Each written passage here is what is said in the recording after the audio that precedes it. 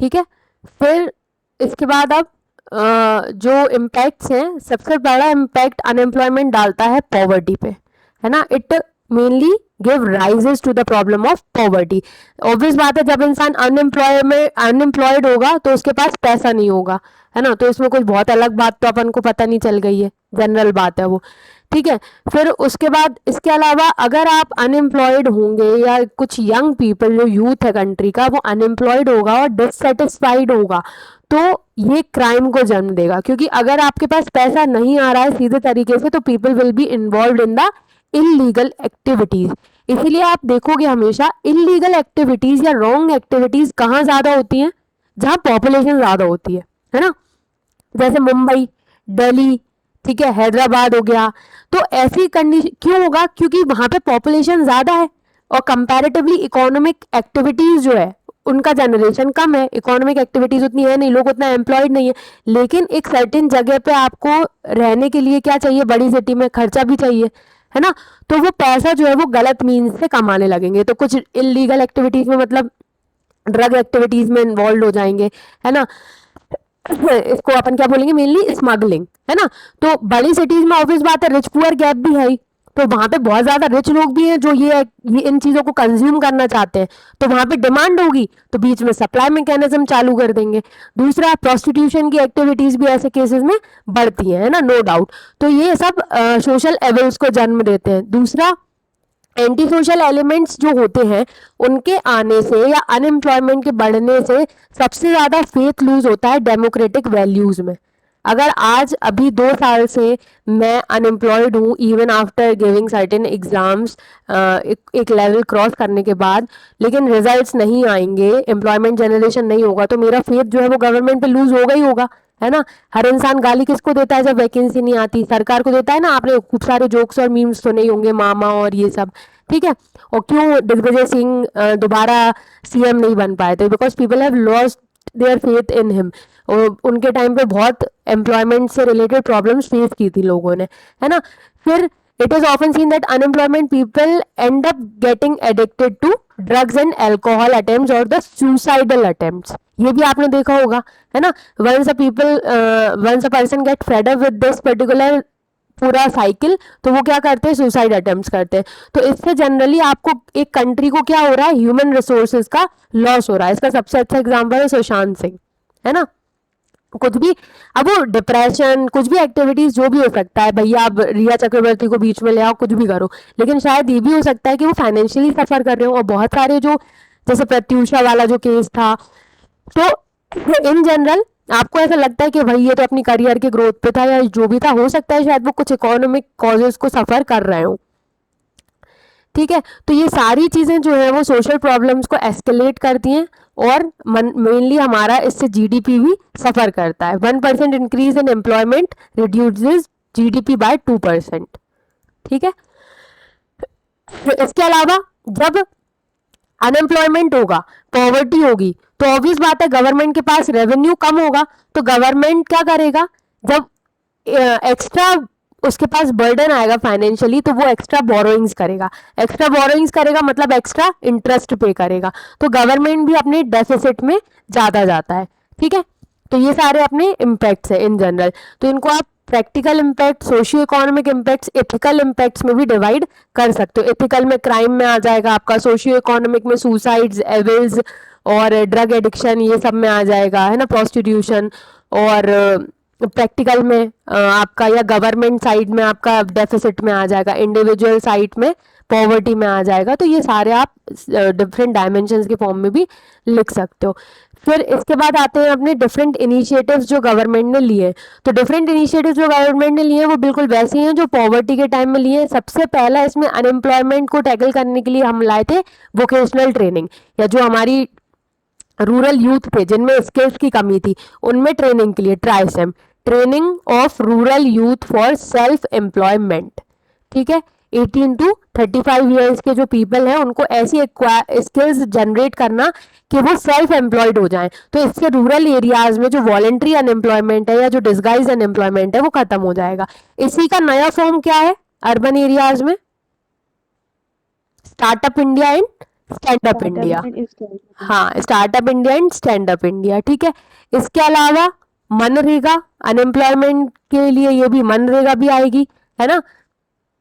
तो ये सारी स्कीम, इसके अलावा आप जो नॉर्मल जो इनिशिएटिव्स है उनमें आप बता सकते हो additional income to the farmers, cooperatives का डेवलपमेंट, सेल्फ हेल्प ग्रुप्स जैसे लिज्जत पापड़, जिसमें जो फीमेल्स हैं वो भी इंक्लूड है, तो women empowerment plus employment generation हो जाएगा। इसके अलावा एक स्कीम है जो 2015 में मोदी जी लेके आए, प्रधानमंत्री कौशल विकास योजना, ठीक है।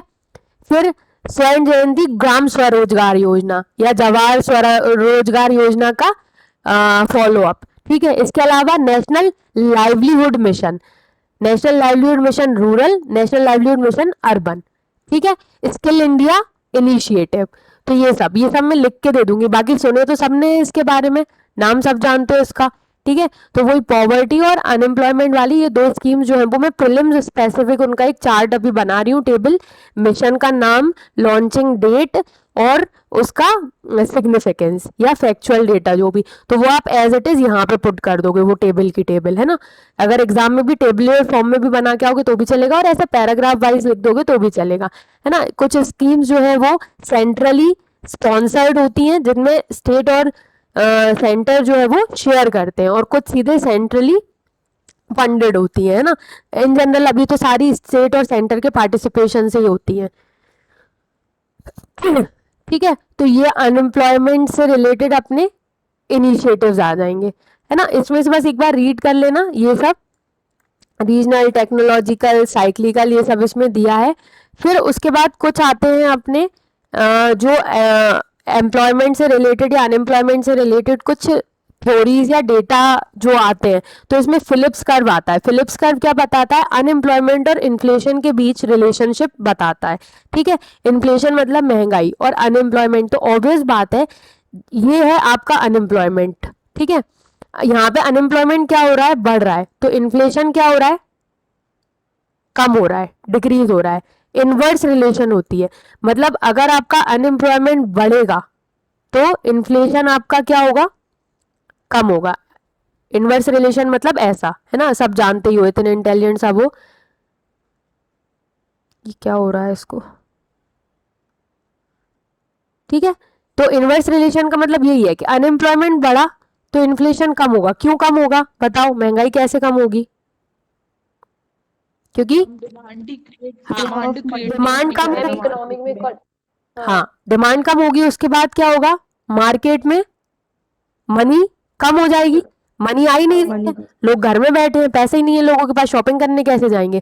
तो मार्केट में जब मनी का सर्कुलेशन कम होगा तो ऑलरेडी डिमांड और लेकिन यहाँ पे सप्लाई है इनफ, तो इंजेक्ट करने के लिए क्या करना पड़ेगा कि भाई चलो कम कर दो रेट, लोगों पे जितना पैसा है उतने में ही ले ले, है ना। तो इन्फ्लेशन हमेशा कम होता है, तो ये दिया था फिलिप्स ने। एक होता है लॉरेंस कर्व, जिससे अपना गिनी कोफिशिएंट का टर्म आया। लॉरेंस कर्व बताता है between relationship between the percentage of income या वेल्थ जो भी अर्न करते हैं लोग with the percentage of people earn that particular wealth in certain conditions, है ना। मतलब कि भाई लोगों के पास इतना पैसा है तो लोग उसको किस तरीके से खर्च करते हैं, है ना। और एक होता है पर्टिकुलर लाइन ऑफ इक्वालिटी, तो लोगों का जो एक्सपेंडिचर मैकेनिज्म होता है या लोगों का जो कंजम्पशन मैकेनिज्म होता है, कंजम्पशन एक्सपेंडिचर मैकेनिज्म से हम वेल्थ को क्या करते हैं? कंपेयर करते हैं, या जिसको हम बोलते हैं इनकम गैप, है ना। कि एक पर्टिकुलर इंसान जो है उसकी और दूसरे इंसान के बीच में इनकम में क्या गैप है या कितनी इनइक्वालिटी है ना। इसी से ये जो स्ट्रेट लाइन बनती है that is known as line of equality. तो क्या लाइन ऑफ इक्वालिटी एक मतलब एक्सेप्टेबल कॉन्सेप्ट है कि कभी आ सकती है ये इकोनॉमी में, किसी भी इकोनॉमी में लाइन ऑफ इक्वालिटी, है ना।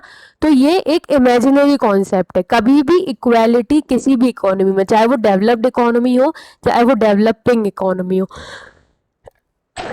इक्वालिटी कभी भी नहीं होगी, ठीक है। परसेंटेज ऑफ इनकम या शेयर ऑफ इनकम जितना एक इंसान इकोनॉमी में कंट्रीब्यूट करता है, ठीक है। तो गिनी कोफिशिएंट मेजर करता है इक्वालिटी को, यही लॉरेंस कर्व के थ्रू, ठीक है। ये जो गैप है ये मतलब ये एक्चुअल पोजीशन बता रहा है इकोनॉमी में लोगों की। और ये जो स्ट्रेट लाइन है that is perfect distribution line, जो 45 डिग्री पे होती है। ठीक है, तो गिनी कोफिशिएंट क्या है? It is generally the ratio between line of equality and the Lawrence curve, है ना, जो इकोनॉमी की सिचुएशन है। ये बहुत इंपॉर्टेंट कर्व है, लॉरेंस कर्व, कुजनेटस कर्व और फिलिप्स कर्व। और एक अपन ने पढ़ा था पॉवर्टी वाला, एंजल्स लॉ। क्या डाल रहे थे अपन? हाँ, लॉरेंस कर्व। ये मेरे पास लिखे हुए भी रखे हैं हैंड रिटन नोट्स में, मेरा इकोनॉमी के रजिस्टर में या शायद मिसलेनियस में भी होंगे, तो मैं भेज दूंगी, है ना। ये लिखा हुआ है, it is a graphical representation of distribution of income of और वेल्थ, है ना। मतलब जो भी एक इकोनॉमी की इनकम का डिस्ट्रीब्यूशन है बिटवीन डिफरेंट पॉपुलेशन, वो बताता है ये। ठीक है, तो it generally represents the inequality और compares the inequality with the line of equality. ठीक है, समझ गए? ये जो है वो है इनइक्वालिटी, ये जो कर्व है वो, और ये जो है इक्वालिटी। तो ये इक्वालिटी और इनइक्वालिटी को कंपेयर करता है कि मतलब एक इकोनॉमी इनइक्वालिटी से कितनी नीचे है, कितनी कम है ना। तो कब तक उसको, आप जितना इसके क्लोज जाते जाएंगे उतना आप डेवलप्ड इकोनॉमी में काउंट होते जाएंगे, है ना, जितना इसके क्लोज जाते जाएंगे। लेकिन एक्चुअल जो स्ट्रेट लाइन है, एक्चुअल 40 डिग्री 45 डिग्री जो है वो अचीव करना नहीं पॉसिबल है, वो एक वेग चीज है। फिर इसी के साथ आता है कुजनेटस कर्व। कुजनेटस कर्व को बड़ा नॉर्मल है, पैराबोलिक, आपको याद रहेगा। ये एक जनरली डेवलपिंग इकोनॉमी या इनिशियल जो इकोनॉमी होती है उसमें बताता है कि सबसे पहले इकोनॉमी जब ग्रो करती है तो इनइक्वालिटी बढ़ेगी। ठीक है, inequality will increase with the increase in the growth. ठीक है, और फिर बाद में इनइक्वालिटी कम होने लगती है ना। जैसे अगर आपकी एक इकोनॉमी ग्रो कर रही है, एक इकोनॉमी ग्रो कर रही है मतलब आपकी सर्टेन जो क्लास है, कैटेगरी है, उसमें क्या होगी, इनकम बढ़ेगी, बड़े सेक्टर्स की इनकम बढ़ेगी। फिर बड़े सेक्टर्स की इनकम जब बढ़ेगी तो वो उसको कहाँ इंजेक्ट करेंगे? डोमेस्टिक इकोनॉमी में, है ना। क्या करेंगे वो? कैपिटल्स में इन्वेस्ट करेंगे, जिससे क्या होगा, इंफ्रास्ट्रक्चर डेवलपमेंट होगा। इंफ्रास्ट्रक्चर डेवलपमेंट क्या करेगा? मैन्युफैक्चरिंग बढ़ाएगा और जॉब क्रिएट करेगा। मैन्युफैक्चरिंग बढ़ाएगा तो जॉब क्रिएट करेगा और सर्विस सेक्टर भी ग्रो करेगा। जब आपके पास प्रोडक्ट्स होंगे तो आप उनको कंज्यूम भी करोगे वाया सर्विसेज, डिफरेंट सर्विसेज। तो फिर धीरे धीरे ये इनइक्वालिटी जो होती है वो कम होने लगती है। ठीक है, तो ये एक फंडा है कि जब भी कोई इकोनॉमी ग्रो करती है, जैसे कि इंडिया, जब इंडिया ने ग्रोथ करना चालू किया होगा, है ना, सर्टेन जो बिग एंटिटीज हैं, टॉप रिच पीपल हैं, वो उनकी इनकम क्या हो रही थी, बढ़ रही थी। लेकिन पुअर अब भी पुअर थे, रूरल एरियाज अभी भी गरीब थे, रूरल एरियाज या उतने ज्यादा अर्बन सेंटर्स डेवलप नहीं हुए। धीरे धीरे जब इकोनॉमी ग्रो करी तो आपने देखा कि नंबर ऑफ टाउन्स इमर्ज होंगे, है ना, स्कूल्स बढ़ेंगे, प्राइवेट इन्वेस्टमेंट आएगा, प्राइवेट पार्टिसिपेशन बढ़ेगा। तो ये प्राइवेट पार्टिसिपेशन आपको कहाँ कहाँ देखने मिलेगा? पूरे इंफ्रा में। इंफ्रा में कैसे? रेलवे में प्राइवेट पार्टिसिपेशन अपन ने अभी वो बंसल वाला हबीबगंज स्टेशन या कमलापति में देखा। स्कूल्स बढ़ेंगे, हेल्थ इंफ्रास्ट्रक्चर बढ़ेगा। तो ये सब जो सेक्टर बढ़ेंगे इंक्लूडिंग मैन्युफैक्चरिंग, जैसे टाटा अपनी एक नई यूनिट बनाएगा, मान लो उसने नैनो कार निकाल दी, तो नैनो कार की 10 यूनिट लगेंगी, तो 10 यूनिट में एम्प्लॉयमेंट बढ़ेगा मैन्युफैक्चरिंग में। ठीक है, स्कूल्स बढ़ेंगे, टीचर्स की रिक्वायरमेंट बढ़ेगी, सर्विस सेक्टर भी ग्रो करेगा, हेल्थ प्रोफेशनल्स बढ़ेंगे। तो फिर धीरे धीरे जब एम्प्लॉयमेंट जनरेट होगा और डोमेस्टिक कंट्री में पैसा जनरेट होगा, है ना, मनी सर्कुलेट होगी, तो फिर ये इनइक्वालिटी गैप क्या होने लगेगा? डिक्लाइन होने लगेगा। ठीक है, तो ये पैराबोलिक कंडीशन में चलता है कि भाई पहले जब इकोनॉमी ग्रो करती है तो आपकी जो डेवलपिंग इकोनॉमी है वहां पे पहले इनइक्वालिटी बढ़ेगी, rich will become richer and poor will remain poor. Poor और पुअरर नहीं हो रहा, पुअर पुअर रह रहा है। अंबानी 1 लाख से 1 करोड़ पे पहुंच गया, लेकिन जो कॉमन पीपल था वो 10,000 रुपए पे ही रह गया। लेकिन फिर धीरे धीरे ये डिक्रीज होने लगेगा बिकॉज पुअर जो है वो रिचनेस की तरफ बढ़ेगा और इकोनॉमी में ज्यादा कंट्रीब्यूशन करेगा with the increase in wages, increase in development. तो ये कोऑर्डिनेटर्स है ना। तो याद रखना, इनमें जनरली याद नहीं आते, आप बार बार भूल जाओगे। आप स्टिकी नोट पे इनको सिर्फ ड्रॉ कर लो, ऐसे इसको ड्रॉ कर लो। इकोनॉमिक डेवलपमेंट बढ़ता है तो इनकम इनइक्वालिटी पहले बढ़ेगी फिर कम होगी, बस इतना इतना ड्रॉ कर लो और यहाँ पे लिख लो कोऑर्डिनेटर्स और इनको स्टिकी नोट पे लगा के सामने चिपका लो। ये गिनी कोएफिशिएंट किससे आएगा? लॉरेंस कर्व से आएगा, जो line of equality, actual equality को बताता है 45 डिग्री पे, which can not be achieved, है ना। और उससे जितना भी आपका गैप रहेगा, जितनी भी वेल्थ में जो है वो इनकम वेल्थ में डिफरेंस रहेगा, वो आपका लॉरेंस कर्व होगा। ठीक है, तो जितना कर्व जहाँ होगा 20%, है ना, 55%, ये इकोनॉमी की कंडीशन को शो करेगा। और फिलिप्स कर्व जो है ये सबसे सिंपल है, जो अनएम्प्लॉयमेंट और इन्फ्लेशन की इनवर्स रिलेशनशिप को बताता है। हाँ, कोई बोल रहा था कुछ? मैम लॉरेंस कर्व समझ में आया। लॉरेंस कर्व जो है सिंपल है, डेफिनेशन है उसकी, देखो ग्राफिकल रिप्रेजेंटेशन है। सबसे पहली बात, ग्राफ के फॉर्म में ये बता रहा है डिस्ट्रीब्यूशन ऑफ इनकम और वेल्थ को, मतलब एक्चुअल में जो डिस्ट्रीब्यूशन है वो कैसा होना चाहिए था, ऐसा होना चाहिए था, इक्वल होना चाहिए था कि भाई इतनी आपके पास इनकम है, इतनी एक इनकम जनरेट हो रही है, इतनी आपकी पॉपुलेशन है, तो वो प्रपोर्शनली चलना चाहिए। 10 रुपए आए तो 10 लोगों में एक एक बढ़े, 20 रुपए आए तो 2 2 रुपए हर उन 10 लोगों में बढ़े। ठीक है, फिर 50 रुपए आए तो 5 5 रुपए मिलना चाहिए सबको। पर क्या ऐसा होता है? एक इकोनॉमी में जितना पैसा है वो क्या इक्वली डिस्ट्रीब्यूट होता है? नहीं होता, है ना। तो कुछ लोगों को कम मिलता है, कुछ लोगों को ज्यादा मिलता है। तो ये कॉन्सेप्ट लॉरेंस कर्व बताता है। ठीक है, द ये लिखा हुआ है देखो, it is often use to represent income distribution where it shows for the bottom of household what a percentage of total income they have. Total income जो है वो एक नेशन की, या एक आप फैमिली वाइज भी कंट्रीब्यूट कर सकते हो, या आप स्टेट वाइज भी कंट्रीब्यूट कर सकते हो, कि जो भी टोटल इनकम है वो लोगों में कैसे डिस्ट्रीब्यूट होती है। तो ये एसेट्स को भी बता सकती है, कैश को भी बता सकती है।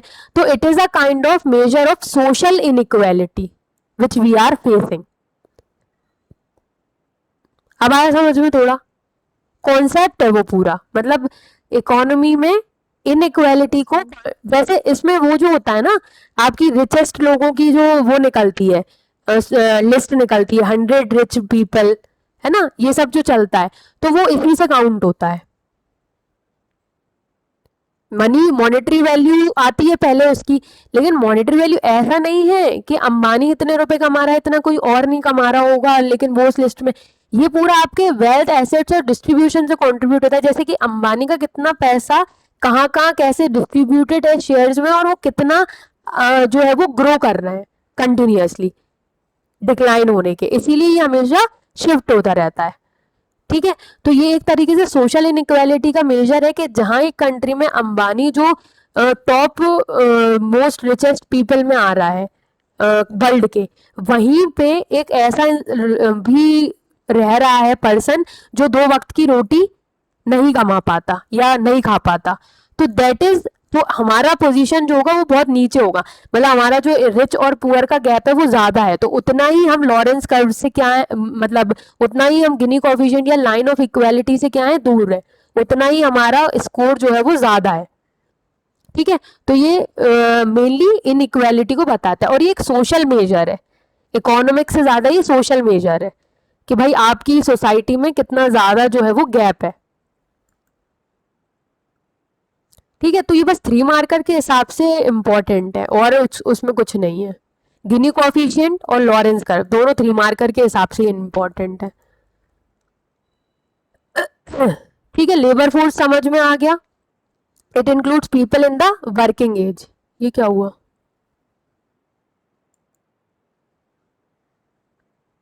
हाँ, ठीक है, जो भी हमारे यहाँ कंसिडर किया जाता है, तो ये अलग से, ये इन जनरल ग्लोबली 15 to 59 है, लेकिन आप इसको नहीं लिखोगे क्योंकि हमारे यहाँ अलग अलग है। ठीक है, ये अपन ने पढ़ लिया मेजरमेंट, लेबर फोर्स, हाँ ये जो मैंने बोला LFPR। ठीक है, labour force participation rate, number of individual who are currently participating in the economy by being employed, और सर्चिंग अ जॉब, ठीक है, फ्रिक्शनल अनएम्प्लॉयमेंट वाला।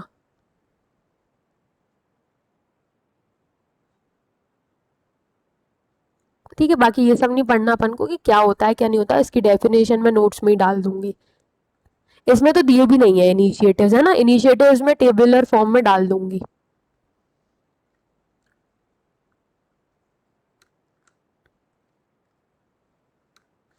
अब ये इससे तो क्वेश्चन भी नहीं आते और अभी ये सिलेबस में भी ऐड नहीं है हालांकि, लेकिन अपन इसको एक बार मिसलेनियस वाले में वन गो में पढ़ लेंगे ये वाला टॉपिक। एलपीजी रिफॉर्म्स, ठीक है, तो ये अनएम्प्लॉयमेंट वाली फाइल में कंप्लीट कर देती हूँ अभी ये, और इनिशिएटिव लिख के भेज देती हूँ। बाकी पॉवर्टी वाली देखिए एक बार सुबह उठने से पहले। क्या है?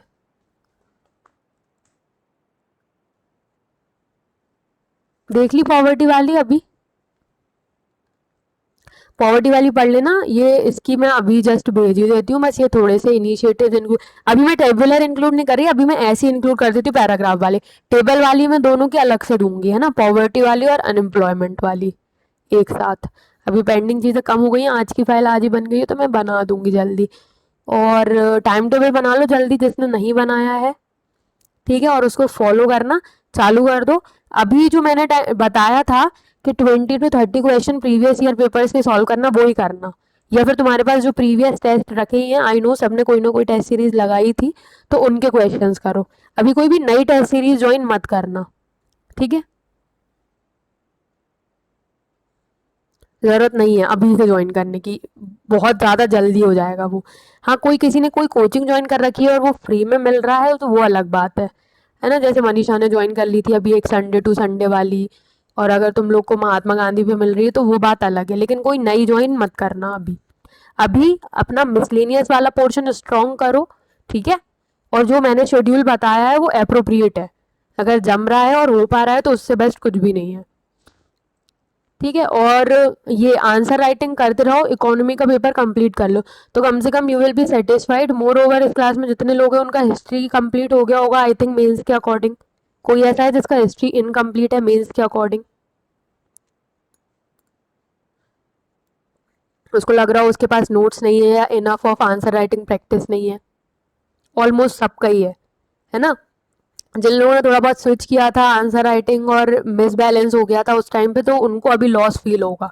इसीलिए मैं हमेशा बोलती हूँ कि कनेक्टेड रहा करो और प्रैक्टिस कंटिन्यूअसली किया करो। अभी भी जो लोग इकोनॉमी की नहीं कर रहे सर्टेन रीजंस की वजह से, वो फिर से गियर अप कर लो, है ना, क्योंकि फिर तुम्हें रियलाइज होगा। अभी अल्टीमेटली जो मॉडर्न हिस्ट्री वाला स्पेक्ट्रम वाली सीरीज कंप्लीट कर चुके हैं, जो एंशियंट मिडाइवल दोनों की कर चुके हैं, तो they will be having a copy history की, और उनके पास सर्टेन अमाउंट ऑफ नोट्स भी है। नोट्स की तो चिंता भी नहीं है, नोट्स तो कुछ नहीं, वो तो कहीं से भी मिल जाते हैं, लेकिन कम से कम उतना रिविजन और प्रैक्टिस है तो आप पेपर 1 के लिए एटलीस्ट तैयार हो, है ना, पार्ट ए के लिए। ऐसे ही आप इकोनॉमी का ये जो अभी पढ़ रहे हो ना, ये पढ़ लो और आंसर्स लिख लो तो यू विल बी हैप्पी कि चलो पेपर 2 का पार्ट बी भी कंप्लीट है। तो सर्टेन आपका क्राइटेरिया तो कंप्लीट है इस एग्जाम प्रोसीजर में। एक बार एग्जाम आ जाता है आप लिख देते हो, फिर उसके बाद अफसोस रह जाएगा कि यार ये तब कर लिया होता, वो कर लिया होता। और हमेशा एक स्ट्रेटेजी को फॉलो करो, मैं ये नहीं बोल रही मुझसे पढ़ रहे हो तो मेरी करो, आपको अपनी अच्छी लगती है आप अपनी करो, नो डाउट, लेकिन हमेशा एक स्ट्रेटेजी को फॉलो करो जो आपको लग रहा है कि हाँ नहीं मैं ये सही डायरेक्शन में जा रही हूँ और इससे ज़्यादा मैं क्या ही करूँगी या इससे कम मैं क्या ही कर पाऊँगी। तो वो बिल्कुल रेगुलेटेड रहो, अपने आप को बांध लो, डिसिप्लिन इज़ वेरी नेसेसरी। मैंने 2 चीज़ें हमेशा बोली, डिसिप्लिन मतलब वही consistency, you should do the things daily, और दूसरा लेबरस वर्क, कोई भी तोड़ नहीं है उसका। मैं फाइल दे रही हूँ उसको पढ़ो, शॉर्ट नोट्स बनाओ, आंसर राइटिंग कॉपी बनाओ, मिसलिनियस का रजिस्टर बनाओ, उसका कोई तोड़ नहीं है।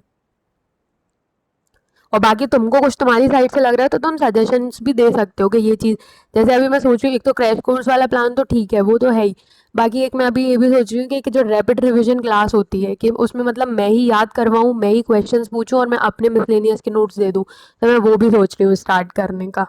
50 मिनट्स मतलब यही वाली 1 घंटे वाली जो मीटिंग रहेगी वो, उसमें मेरे नोट्स दे दिए और रैपिड रिवीजन के मतलब सीधे शुरू हो गए आज एग्रीकल्चरल स्कीम्स, तो मैंने पूरी 40 स्कीम्स लिख रखी हैं, उसकी पीडीएफ खोली आपको भी दी शेयर की ग्रुप पे, फिर उसमें से बताया कि उसको कैसे याद करना है, और आपसे फिर तुरंत क्वेश्चन पूछे कि बताओ पलक इसका क्या होगा, बताओ मुस्कान उसका क्या होगा। फिर नेक्स्ट डे भी सेम चीज़। तो वो 1 घंटे, मतलब वो दिन भर का 1 घंटा टाइम अपन कभी भी रख लेंगे, अपनी मर्जी है, क्योंकि अब एग्ज़ाम आ रहा है तो जल्दी जल्दी पढ़ना है। तो जो भी इंटरेस्टेड हो इस क्लास के लिए, अगर लगे कि हाँ ये सही चीज़ है, तो अपन कर सकते हैं। जैसे 9 से 10, 10 से 11, कभी भी कर सकते हो, उसमें कोई दिक्कत नहीं। सुबह उठ के सीधे 8 से 9 शुरू हो गए, क्योंकि उसमें मटेरियल मेरे पास पूरा है, मुझे बस फ़ोटो लेके आपको भेजना है, या पीडीएफ है तो आपको शेयर करना है, फिर सीधे अपन शुरू हो गए। ठीक है। तो वो 1 घंटे, लेकिन वो अभी नहीं, वो करेंगे अपन 15 जनवरी के लगभग से, है ना। 15 तक थोड़े मिसलेनियस के नोट्स तुम भी बना लो, अभी 20 एक दिन है, थोड़े से तुम भी नोट्स बना लो, थोड़े मेरे तो हैं ही। तो वो 15 के लगभग अपन शुरू कर सकते हैं, तो 2 महीने हो, 2-3 महीने हो जाएगी वो। फेब, मार्च, अप्रैल, हाँ 3 महीने हो जाएगी वो। ठीक है। बताना थोड़ा सोच के इस क्लास के बारे में, कल मेरे दिमाग में ऐसे ही सोते सोते डले डले आ रहा था कि ऐसा कर सकते हैं, अदर देन टेस्ट और ये सब। तब तक अपना ये इकोनॉमी भी हो जाएगा, है ना। चलो ठीक है, कल मिलते हैं। और जो लोग एक्स्ट्राज में आंसर लिख रहे हो, भले आंसर राइटिंग में नहीं हो, तो वो भेज सकते हो चेक करवाने। ठीक है, इसी ग्रुप पे या पर्सनली।